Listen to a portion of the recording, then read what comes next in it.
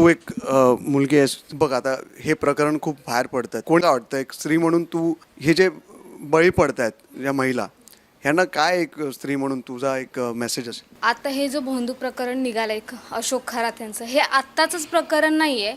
आधीपासूनच स्त्रिया खूप या बळी पडत आहेत आणि याच्यामध्ये नुकसान स्त्रियांचं हेच होतं आहे की कुठलाही पुरुष असेल किंवा पुरुष सगळे ओव्हरऑल जे आहेत ते जातात भोंदूबाबांकडे, वेगवेगळ्या गोष्टी आजमावतात, भविष्य विचारतात, पण प्रत्येक वेळी आहे ना स्त्रियांचं शोषण होतं.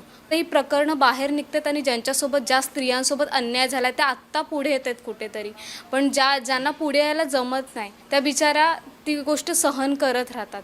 प्रकरण घडतंय त्याच्यामध्ये कुठेतरी स्त्रियांनी सतर्क होण्याची गरज आहे.